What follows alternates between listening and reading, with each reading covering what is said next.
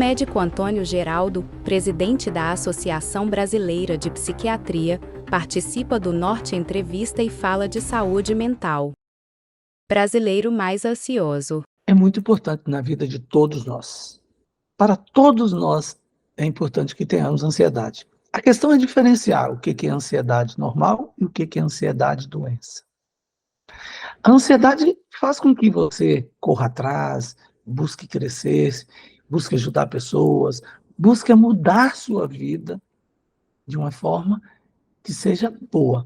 Só que a ansiedade te mobilizando vai ser ótimo. Mas quando a ansiedade te imobiliza, a imobilização é péssima. Aí é doença. E o Brasil hoje, nós ocupamos o primeiro lugar em número de pessoas, percentualmente, né? Com o número de pessoas com transtorno de ansiedade. Isso se deve a quê?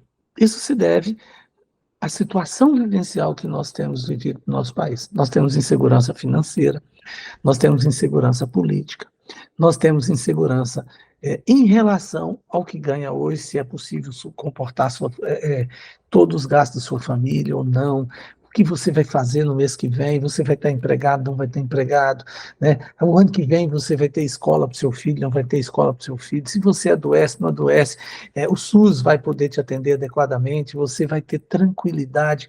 Então, você não tem essa tranquilidade hoje no nosso país. Além disso, a dualidade que passou a existir no país, fazendo com que você seja dessa cor ou daquela cor, que você esteja do lado dessa pessoa ou daquela pessoa, também te deixa numa situação muito estressante e vai gerando perdas, vai gerando insegurança. E essa insegurança é o fator maior gerador de ansiedade. Porque nós precisamos ter tranquilidade para poder lidar no dia a dia com tudo que nos trazem. Mas essa tranquilidade, ela advém quando você tem tranquilidade no país. Você tem tranquilidade política, você tem tranquilidade econômica, você tem tranquilidade social, e nós não temos. Nós temos intensamente, a cada dia aumenta ainda mais, julgamentos morais, julgamentos de tudo que você faz, de tudo que você comporta, de como você fala, de que maneira você fala. Tudo isso te deixa numa condição de muito medo. Isso aumenta seu padrão de ansiedade. Isso vai te imobilizando. Eu não sei o que eu posso fazer, o que eu não posso fazer. Eu não sei se eu devo fazer, se eu não devo fazer. Fazendo com que você não saiba mais, nem às vezes, como se comportar, como falar, como se vestir, com quem falar, onde falar, de que maneira falar. Isso vai aumentando os índices de ansiedade. Então, hoje, infelizmente, nós estamos em primeiro lugar em padrão de níveis percentuais de ansiedade na população mundial. Contribuição da exposição às telas. A gente tem que lembrar que nós temos vários fatores que podem originar um aumento da ansiedade. Então, vamos começar pelo seu dia a dia. Você acorda, já é um alarme do seu lado, que já te assusta, você já acorda assustado, aí você pega o quê? Pega um telefone, aí você pega esse telefone e já começa a exposição às telas. Aí você passa o dia inteiro expondo-se às telas.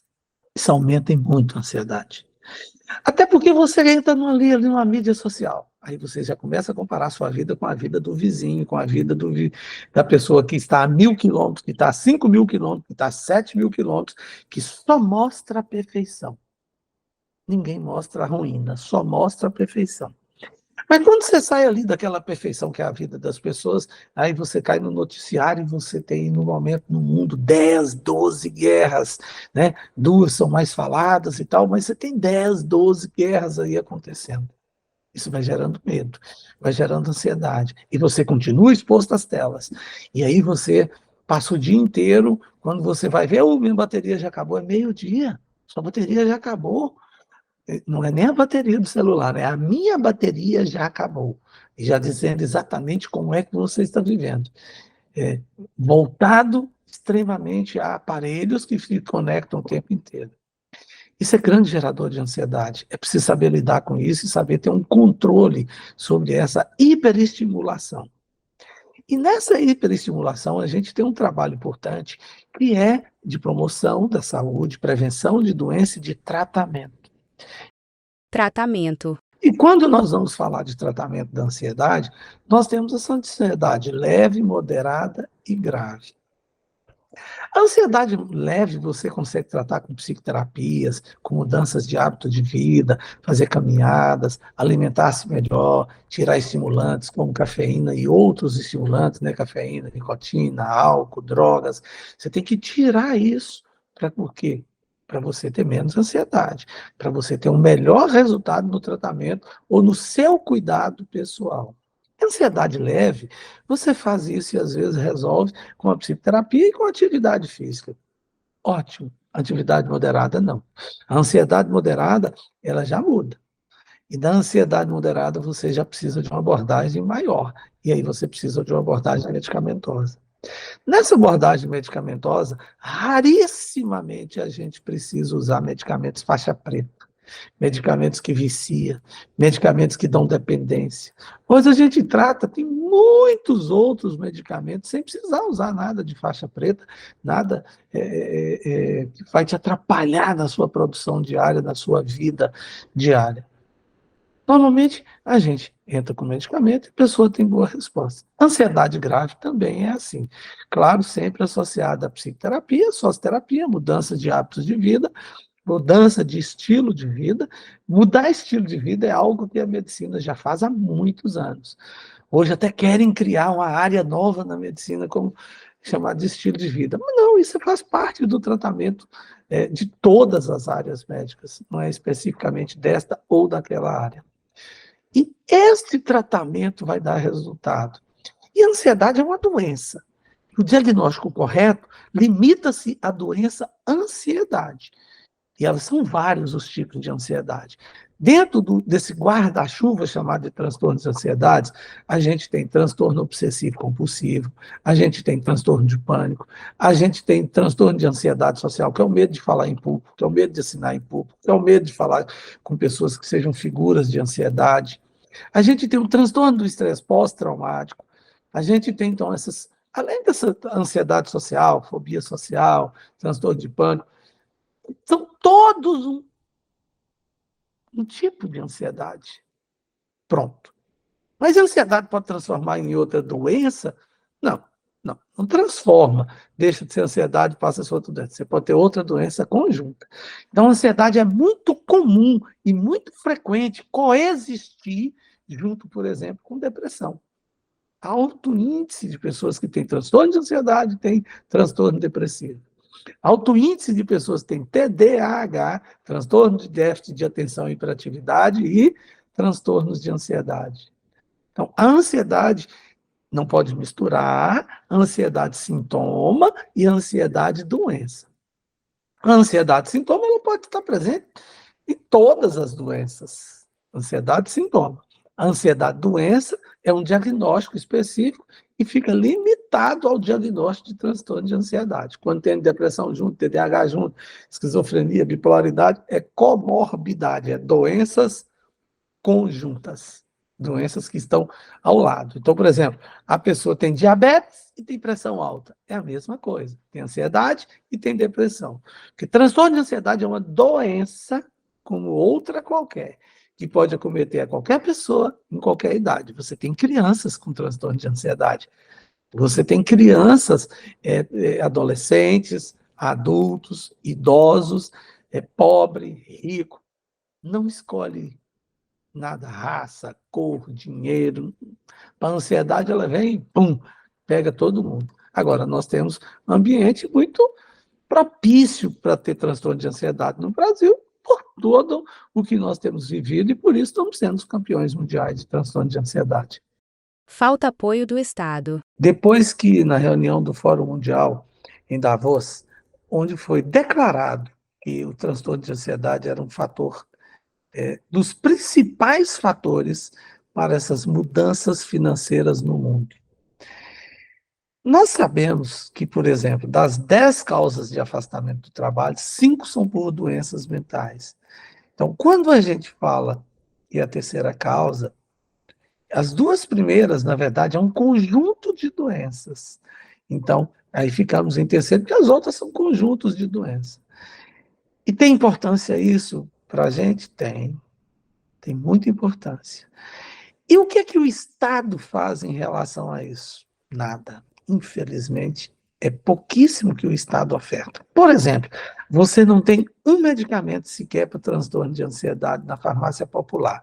Se você quiser ir lá na farmácia popular para pegar de graça medicamento para tratar transtorno de ansiedade, você não tem. Você não tem para tratar nenhuma doença mental. Então, o estigma estrutural que existe no país pela falta de empatia que existe dos governantes, desse governo, de outros governos, não me interessa, não estou falando de política, mas do Estado. O Estado não tem investido adequadamente na área de saúde mental. E quando eu falo no Estado brasileiro só, no mundo o investimento é muito baixo. A própria Organização Mundial de Saúde declarou isso, da ausência de investimento adequado em saúde mental no mundo todo. Então, nossa situação é pior e piora, porque nós vivemos uma situação política, econômica, social difícil. Mas para os outros países também tem essa dificuldade. Então, hoje, se você quiser marcar uma consulta para poder ir lá e ser atendido por um médico para tratar transtorno de ansiedade, você não consegue. Você entra numa fila que leva meses.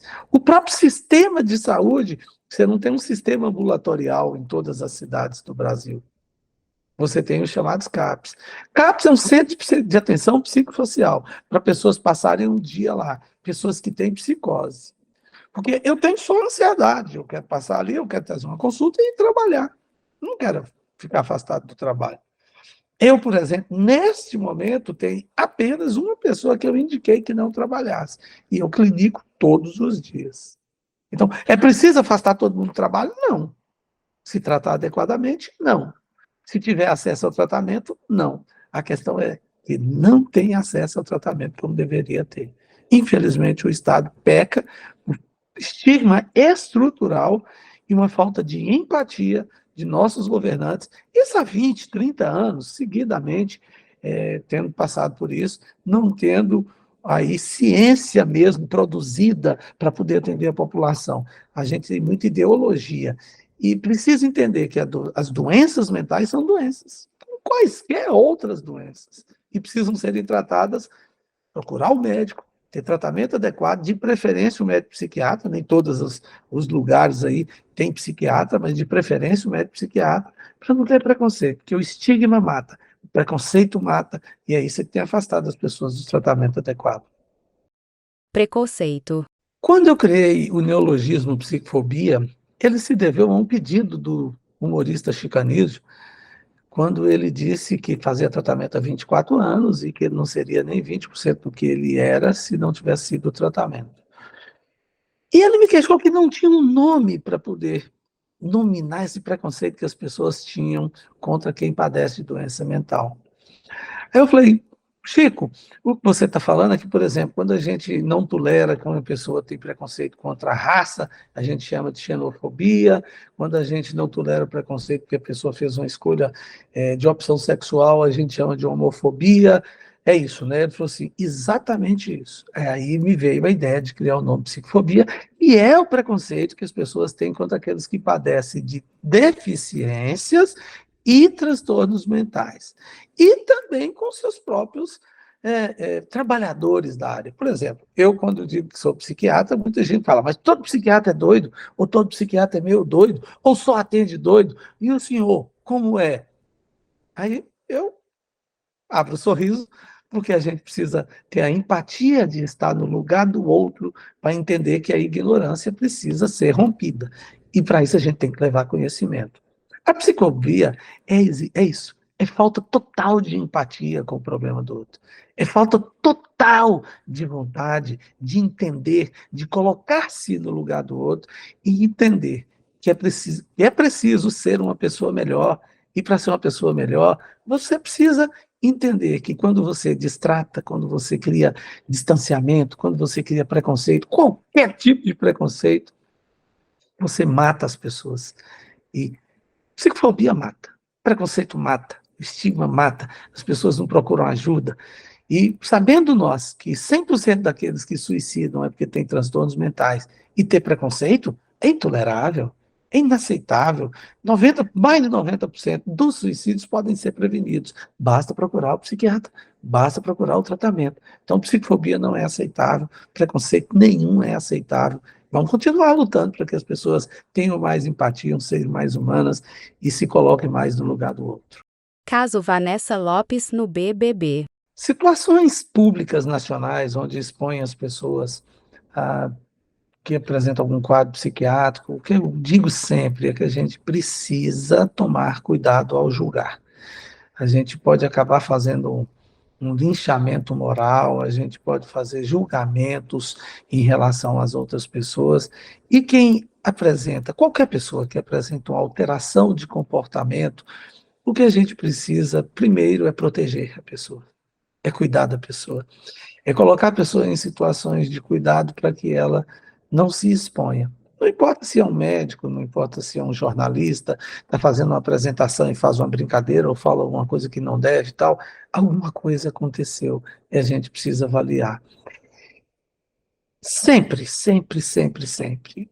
O cuidado e o comportamento que a gente tem que ter é o mesmo que tem com alguém que você mediu e mediu a pressão e ela está alta, alguém que falou com você, nossa, eu acho que eu estou com febre. Opa, qual é o cuidado? Levar ao médico. Leve ao médico. Se tem suspeita que algo alterou, se tem alertas, leve ao médico. Deixa o médico julgar. Aí você vai falar assim, mas já vai levar ao psiquiatra? Psiquiatra é médico. Ele vai ver se é quadro psiquiátrico. Ele, bom, deu certinho, é comigo mesmo. Se não é um quadro psiquiátrico, ele fala assim, não, essa pessoa está tendo uma febre muito alta e por isso está tendo delírios. Opa, então delírio advém da febre, porque tem um quadro orgânico interno. Ah, tem uma alteração no fígado que levou a delírio. Opa, então vamos cuidar disso.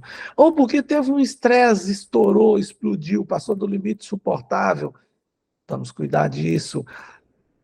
É preciso entender que, assim como se há uma alteração na temperatura corporal, você procura o médico, se há uma alteração no comportamento, você procura o médico.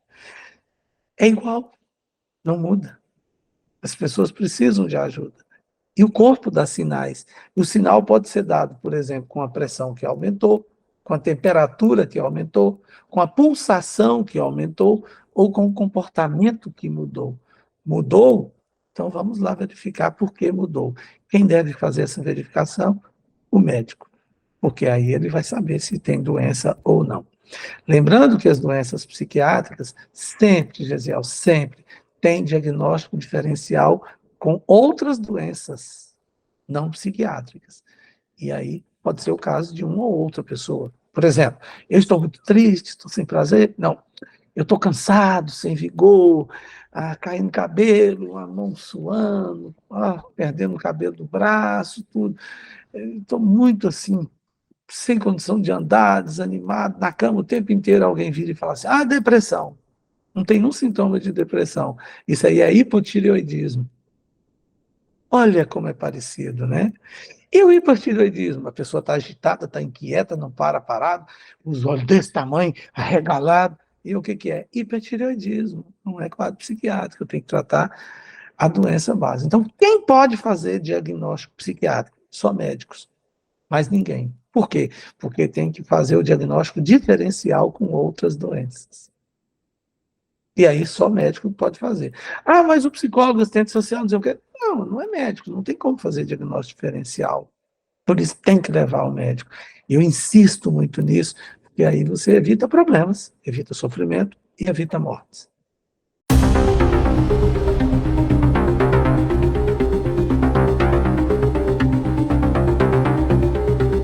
Acesse o portalnorte.com.br e confira a matéria completa.